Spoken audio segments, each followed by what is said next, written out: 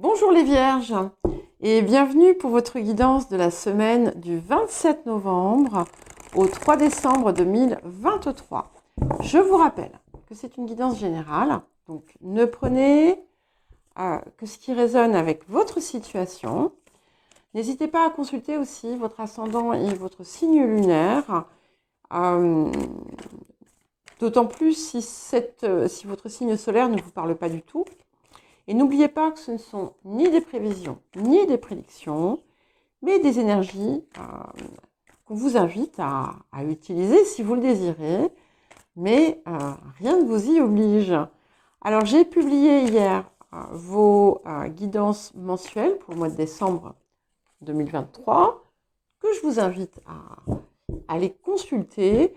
Je m'excuse à l'avance, enfin, on ne s'excuse pas, normalement je vous présente mes excuses. À l'avance parce qu'en fait, il y a un problème de son. Donc, où on entend un sifflement. Et en fait, voilà, j'ai des problèmes de matériel, c'est compliqué. Je devrais pouvoir tout changer bientôt, mais voilà, ça traîne. Donc, normalement, et je l'espère, ce problème est résolu. J'ai trouvé une solution pour éviter qu'il y ait ce sifflement. Surtout que je crois que c'est dans votre guidance qu'il est le pire. Je vous ai dit que j'allais publier aussi les messages de pleine lune. Je ne sais pas. La pleine lune qui aura lieu lundi 27, le jour où débute cette semaine. Voilà. Donc, je prends ce que la semaine vous apporte et puis nous allons ensuite passer à la lecture, l'interprétation, parce que ce n'est pas une lecture. Alors, l'énergie générale de la semaine pour vous, nous avons Saturne redevient direct. Et Saturne redevient direct. Il est assez intéressant parce que d'ailleurs, je ne sais pas quand est-ce qu'il redevient direct. Est-ce qu'il est redevenu direct ou pas encore? Je ne sais plus. Saturne qui redevient direct, il vous permet en fait de corriger certaines situations. Il va vous permettre de rectifier ce qui a besoin de l'être. Et il va aussi vous apporter, commencer à vous apporter peut-être le fruit de certains de vos efforts. Mais c'est vraiment important de garder en tête cette idée de correction. Alors, ça peut parfois être douloureux, mais si c'est douloureux, de toute façon, ça finira par être un mieux. C'est quelque chose qui, de toute façon, devait partir ou qui devait changer. Le défi de la semaine. Ok, donc nous avons la carte des fiançailles. Alors, il y a plusieurs choses ici. Et ça va dépendre, bien entendu, de votre situation. Il est possible que ce qui vient apporter, on va dire,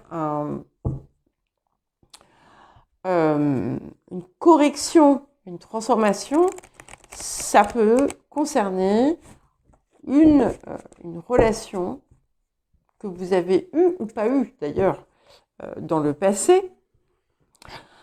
Mais il n'y a pas forcément de lien entre les deux.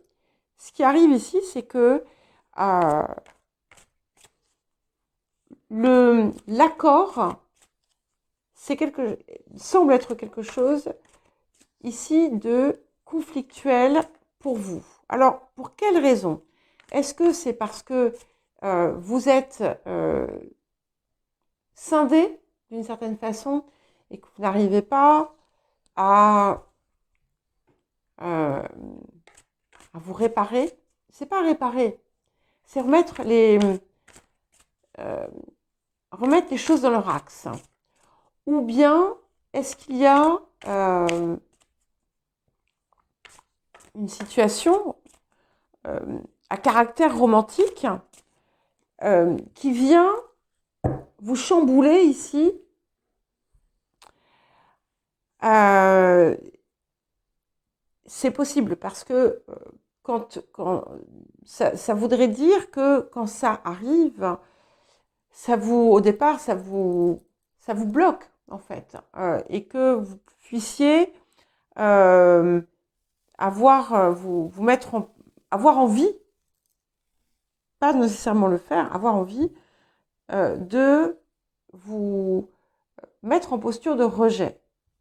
Ça peut aussi indiquer qu'il est vraiment important pour toute forme d'association, d'union, de rapprochement, quel qu'il soit, de s'assurer que on est bien dans un contexte d'attraction, entre guillemets, mutuelle.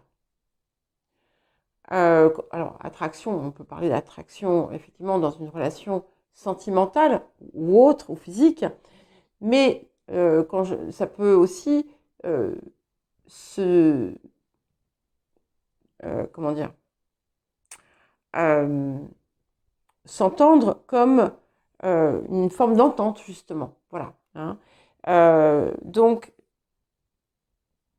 vraiment, opérer avec mesure, quelle que soit la situation dans laquelle vous trouvez. Qu'est-ce que la période vous apporte? Vous l'avez déjà eu, je crois, récemment. Nous avons la danse éternelle. Donc, on a effectivement un mouvement perpétuel ici qui est déjà présent. Oui, je sais, je vous avais dit, je vous avais parlé du mouvement perpétuel de votre créativité ou de votre inspiration ou un truc comme ça. Ça me revient et je crois que c'était vous les vierges. Euh, on vous invite à ne pas résister à ce qui vient à vous. Si ça vous appelle, si c'est dans si ça vous maintient dans votre axe, si au contraire ça doit vous désaxer, dans ce cas-là, c'est ça en fait qui doit être votre baromètre. Euh, il peut y avoir comme une forme de réappropriation du corps aussi qui va s'opérer. Il y a quelque chose qui change de toute façon, de façon assez importante pour vous, de façon positive, hein, puisque on est dans ce que la semaine vous apporte. Et on passe d'un état à un autre. Et le message conseil supplémentaire, nous avons écouté votre guidance intérieure. Donc, elle est forte, écoutez-la. Fiez-vous à votre sagesse aussi, enfin, sagesse, guidance. Vous savez ce qui est juste pour vous, vous le sentez, vous le ressentez. Donc, n'oubliez pas de laisser Mercure au placard le temps d'avoir vraiment bien écouté votre guidance. Après, vous pouvez le ressortir et décortiquer un petit peu, mais pas trop. Hein. Voilà. Disons que votre guidance intérieure, votre cœur doit guider dans l'orientation, on va dire. Et on va dire que Mercure, vous pouvez l'utiliser pour peaufiner les détails de réalisation. Voilà. Excusez-moi, voilà. Alors, qu'est-ce que nous avons d'autre pour vous?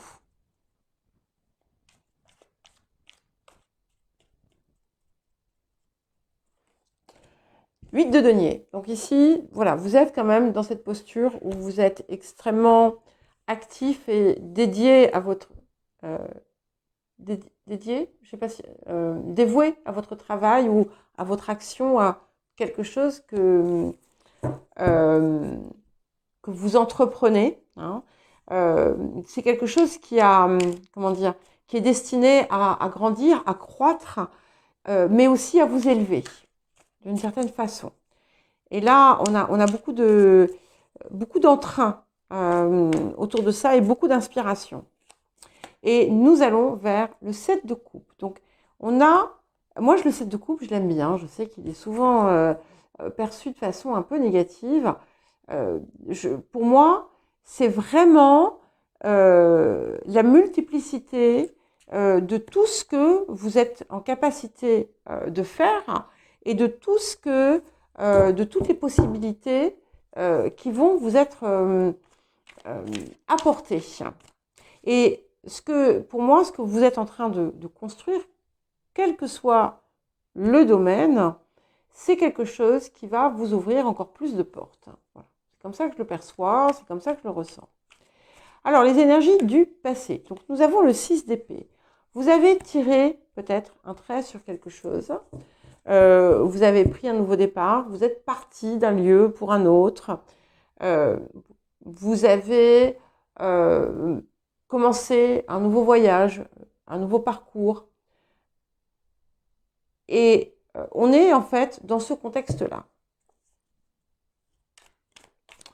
Alors, les énergies du futur. Alors, je ne sais pas en fait comment vous allez voir les cartes, parce que les 3 dernières guidances, j'ai allumé, enfin, y compris celle-ci, j'ai allumé l'anneau lumineux. L'anneau lumineux, mais ça tombe vraiment vite. Hein. Donc, pourtant, il est quoi? Il est 17h quelque chose. C'est magnifique. 8 de denier, 8 de bâton. Donc, continuez, persévérez, parce que, vous voyez, ce 7 de coupe, je sais qu'il est bon. Il vous apporte vraiment des miracles. Voilà. Il y a des... C'est comme si tous vos rêves allaient pouvoir se manifester l'un après l'autre. Il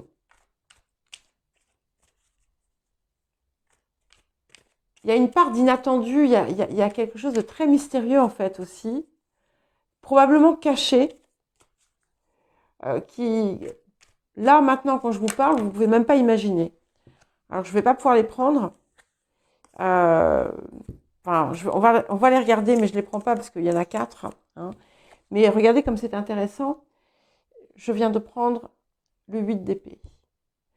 Alors, j'ai ici le 8 de denier, il est accompagné par ce 8 d'épée qui vous fait finalement retirer les dernières limites, les dernières barrières que vous vous imposez pour mieux vous couler finalement dans ce mouvement de la vie. Et on a quand même ces 3-8 qui vous apportent une transformation profonde. C'est-à-dire que on est toujours dans des cycles de transformation, mais si vous vous regardez aujourd'hui, et si vous regardez à la même date l'année prochaine, vous ne serez plus la même personne. Mais avec j'ai l'impression que c'est vraiment une transformation à nul autre pareil. Et je vous montre les cartes qui sont venues. Donc j'ai la reine de denier, le 9 de bâton, le 2 d'épée et la reine de coupe. Et ce que j'aime beaucoup, c'est qu'en fait, on a ici les 4 éléments. Donc ça montre vraiment un équilibre tout nouveau pour vous. Et l'alliance aussi de toutes vos parts, en fait. Donc ces fiançailles peuvent très bien être vous-même. Alors, qu'est-ce qui vient accompagner ce 8 de bâton? Donc je ne les prends pas, ces cartes, parce qu'elles sont trop nombreuses. Mais je pense qu'elles étaient intéressantes et que si elles sont venues pour vous montrer qu'effectivement, en plus on avait le 2 d'épée, donc qui montre bien une nouvelle harmonie aussi, et le 9 de bâton, où on est vraiment lancé dans un nouveau mouvement, c'est-à-dire que c'est un petit peu comme si ce nouveau départ, c'était un coup d'essai. Là, il y a autre chose qui arrive. Waouh! Et nous avons le chevalier de coupe pour aller avec le 8 de bâton. Alors, pour les personnes qui recherchent l'amour, voilà, les énergies du futur proche sont, comment dire, ont très très envie de vous l'apporter. Voilà. Alors, vous, sur le présent, 3 de coupe. C'est magnifique. Donc, vous voyez, ça me rassure aussi parce que finalement, Saturne et ses correctifs vont être source de réjouissance pour vous. Et ça, c'est positif. Ça confirme bien aussi cette espèce d'alliance intime à l'intérieur de vous, où finalement vous êtes, il y a une forme de plénitude et de complétude qui s'opère. Hein. Beaucoup de joie. Vous allez vibrer la joie. Wow. Chevalier de bâton autour des facteurs environnants. Donc, il y a des choses qui vont vous pousser à l'action. Certaines pourraient recevoir de la visite ou des nouvelles hein, assez intenses. Assez intenses. En tout cas, ce qu'il y a autour vous pousse aussi à ce changement et à cette action. Au niveau des émotions intérieures, nous avons le roi de coupe. Et rappelez-vous, une des cartes qui est tombée tout à l'heure, c'était la reine de coupe. Le roi de coupe ici, en vous, montre bien finalement, ça montre à quel point vous avez pu opérer cette guérison parce que ici, l'émotionnel est pleinement et entièrement intégré et accepté et ouvert. Et c'est pas forcément, comment dire, une caractéristique de la Vierge. Et alors, on peut aussi y voir un homme ou une énergie à caractère plus masculine qui occupe vos pensées. Hein. Mais là, c'est, ou en tout cas, qui occupe votre cœur, qui enflamme, qui envahit votre cœur. Waouh. Et pour terminer, nous avons le magicien. Donc, on a vraiment un nouveau cap qui est franchi. Quelque chose ici qui vous permet aussi d'optimiser toutes vos ressources et vos potentiels multiples, de vous mettre en avant hein, et d'entamer quelque chose de tout à fait nouveau. Mais pour moi, c'est vous, ce magicien. C'est vous, en fait. Il y a quelque chose ici qui est inattendu et qui va vous donner une assurance que vous n'aviez pas. Voilà les vierges. J'espère que ce n'est pas trop confus.